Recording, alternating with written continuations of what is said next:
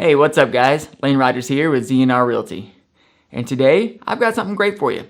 I've got the latest information on the residential housing market across the country. So as usual, I'm going to go over that information and then I'm going to give you my take on it. If you like real estate or real estate related topics, hit that like button and feel free to subscribe. And while you're here, go ahead and turn on your notifications because a lot of the information that I share is time sensitive and you're not going to want to miss out. Alright guys, what we're going to do here is check out a recent real estate market update by David Childers and Keeping Current Matters, and then I'm going to tell you what I think. Alright, let's jump into it.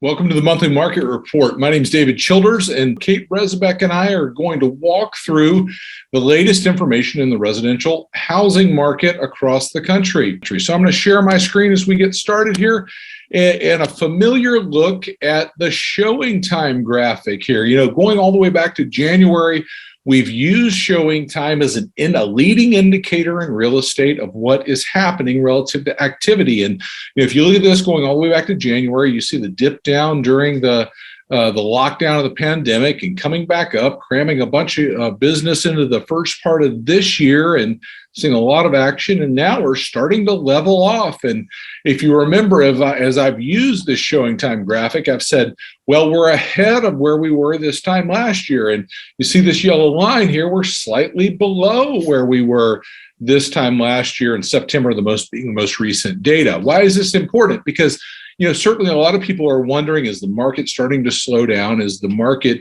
leveling off or, starting to level out? And we want to look at this and say, okay, yeah, that is happening relative to 2020, but I always want to bring you perspective. And our team pulled the showing time data going all the way back to 2017. And what do you see there?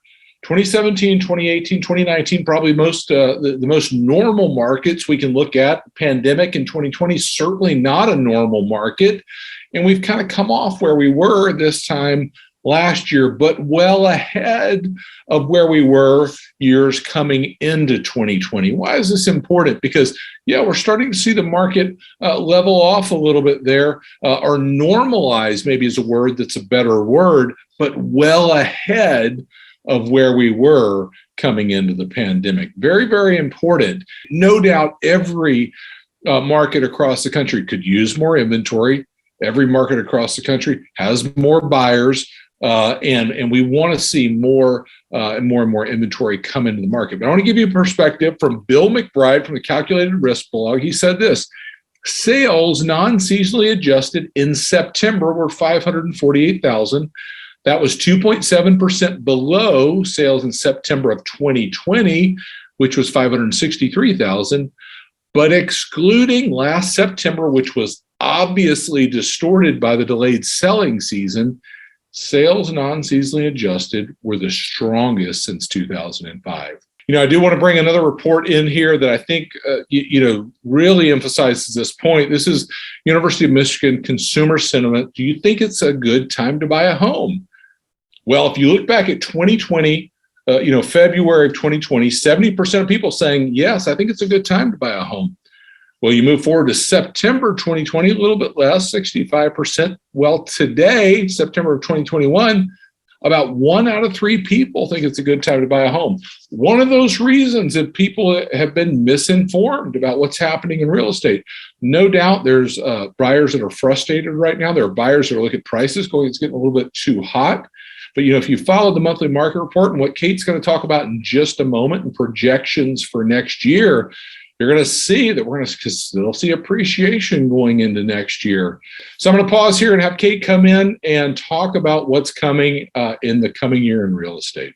Thank you so much, David. I think the biggest question that people are asking today is, what's ahead for the 2022 housing market forecast? And what I'm going to bring to you today is the data, the expert quotes, the insights on what's really happening in the market. Because as we heard earlier, there's a lot of confusion. There are headlines that terrify, not clarify, and people are seeing rising prices, rising rates, bubble bursting, and all of the concerns around a market crash. And what we want to share is the data that shows exactly what's happening and helps you really separate out the noise, because it's the noise and the confusion that is going to put people on the sidelines and have them wait and say, how long can this keep going? I just don't see the end. And so that's what we're going to share today with the 2022 forecast. And I think it really starts with the conversation on mortgage rates. So let's dive right in and look at this quote from Doug Duncan at Fannie Mae.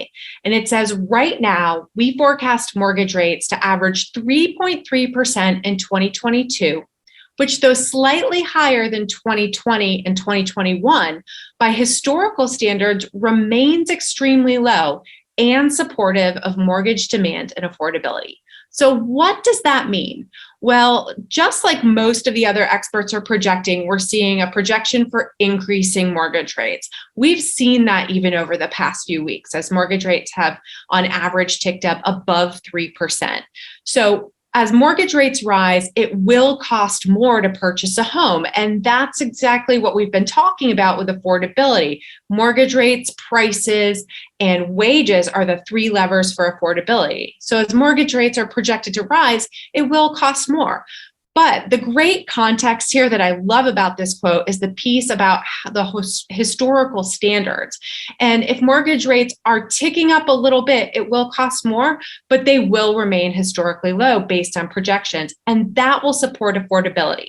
So let's take a look at what the mortgage rate data looks like. This is data from Freddie Mac, and it's average mortgage rates going all the way back to 2018. What you can see here is that the mortgage rates were roughly, just under 5% in 2018, and they've dropped pretty significantly since then. We hit that kind of all-time low at the very end of last year, early this year, and they've started to tick up again. And so what people want to know is, where are they headed?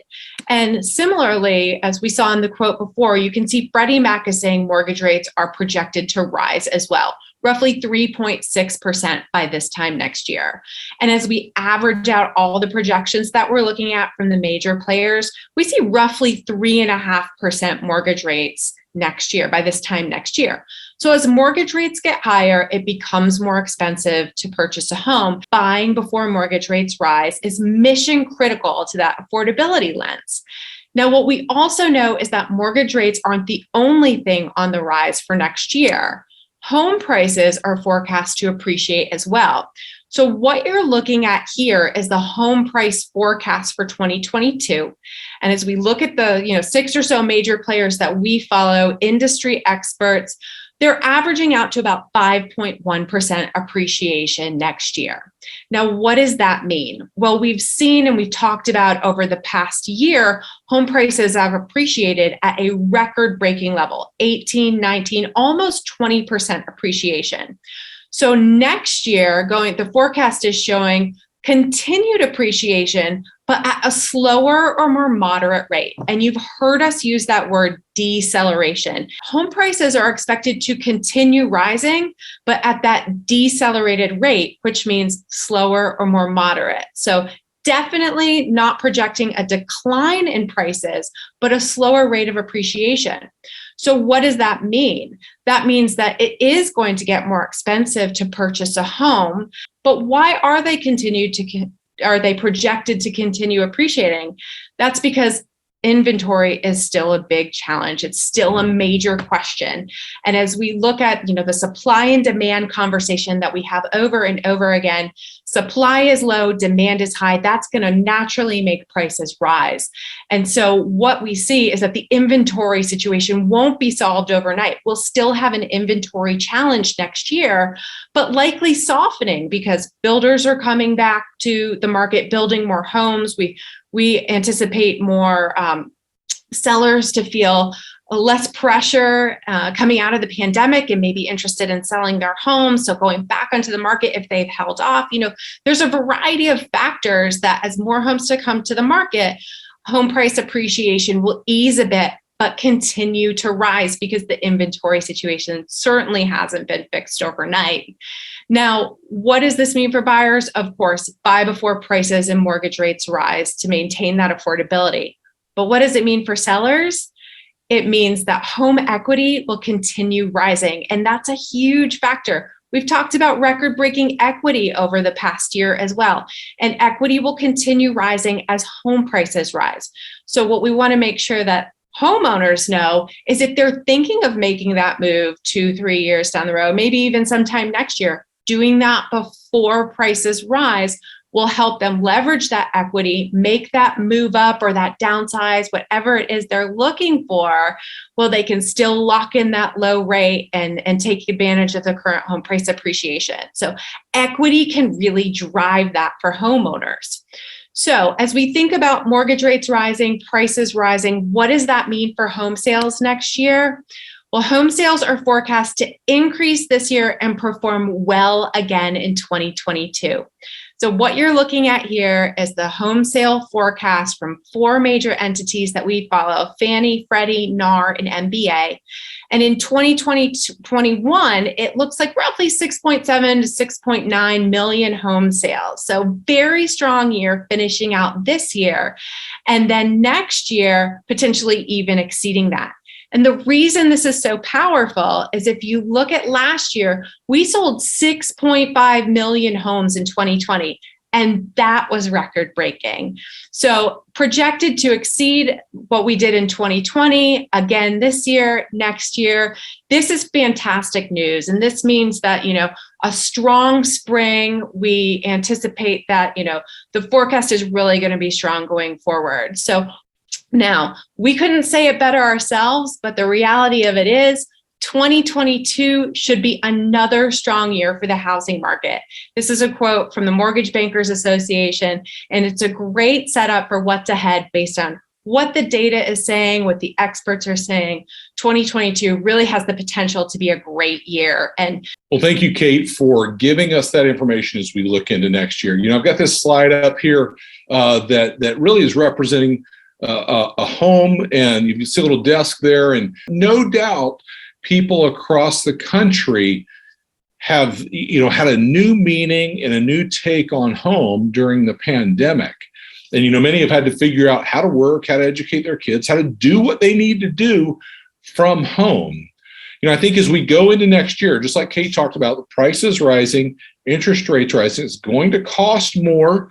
We need to start talking about the non-financial benefits of home ownership. And I want to talk about that for just a couple of minutes and give you the latest information of what's happening in that area, because I think we're seeing a different trend than what we saw previously in this country. And I do want to highlight that for you, but I want to start here. Don Layton from Harvard University says, home ownership is regarded as causing an improvement in the quality of life of a typical family. It is the most common method for such a family to build wealth. That can be used for retirement, other needs, including helping the next generation. Goes on to say such wealth creation, therefore, provides a major social as well as economic benefits. We've been talking a lot over the last year, the economic benefits with rising prices, equity rising across the country. But let's start to talk about the non-financial benefits and what that's looked like coming over out of the last year and a half across the country. Unison just did a report on the state of the American homeowner, 2021 State of the American Homeowner. Said this: 64% of American homeowners say living through a pandemic has made their home more important than ever to them. No doubt, all of us could probably say on some level that has been true for me as well. I've had to work at home. I've had to educate my kids at home. I've had to eat at home. I've had to work out at home. I've had to entertain myself at home. Just the list goes on. It's become more important. 83% of homeowners say their home has kept them safe during the pandemic. No doubt, home is taking on a new meaning for folks. 91% of homeowners say they feel secure or stable or successful owning a home. We can say confidently that home ownership and the non-financial benefits of home ownership are growing. And here's why. Think back to 2010. Think about that time in our country Many people saying, I don't know if the American dream is still owning a home. We saw a lot of people lose value in their homes in the recession, the Great Recession, the housing crisis. And I'm not sure that's what folks are going to do. Certainly young people that saw their parents go through that, they may not want to own a home. And I think we can say today, things are happening differently coming out of this crisis of the pandemic. No doubt, coming out of the pandemic, and I'm not suggesting we're fully out of it by any stretch of the imagination, but there's a lot in the rearview mirror. Home has become much, much more important. Inside of that report, they say last year, staying home became a necessity. And that caused many homeowners to have a renewed gratitude for the roof over their head. And there is no doubt through the pandemic that home and the gratitude for a place, the gratitude for the safety became something that certainly in my lifetime we've never seen before. It became more important and more, much, much more important to people across the country. Matter of fact, inside of that study, homeowners that feel emotionally attached to their home, pre-pandemic, that was about 58%. Now it's 70%. A rise in the number of people that say, you know what, I feel more attached to my home after going through the pandemic. And that makes sense. It makes sense for all of us that have been through all the things that we know about the last year and a half. And here's the bottom line. Mark Fleming from First American says, buying a home is not just a financial decision, it's also a lifestyle decision. So there you have it, folks. The market is normalizing a little bit, but still doing very, very well. Equity is going up, values are rising. If you're a buyer, you may want to go ahead and get out there and get that purchase done before interest rates creep up and prices start to increase even more. And I really like what they had to say about the non-financial benefits of home ownership. It's not just how much equity or, how much the value of your property is going up. It's not just the financials. It's, what a home provides to your family. It's not just a roof over your head. It's the safety and just the value that's in home ownership. And that's why you have a lot more people feeling very attached to their homes than they were before the pandemic. So guys, all in all, I think, the market's doing fantastic. I think 2022 is going to be a great year, whether you're buying, selling, or, just maybe you're a first-time buyer, or maybe you're a move-up buyer or a downsized buyer. I think in any of those situations, you're going to do pretty good in 2022. And the biggest thing is just that if you're going to do it, try to go ahead and start working towards a plan to get that purchase done, get that sale done, before interest rates go up, before prices go up even more. And then I think everything is going to be, fantastic in 2022. And I think that we're going to see that normalization in the market. So guys, according to all the predictions and all the data, 2022 is really looking like it's going to be another fantastic year in real estate and another great year to buy or sell. All right, guys, if you found this content useful and this information valuable, do the thing, like, share, comment, and subscribe, and I will see you on the next video.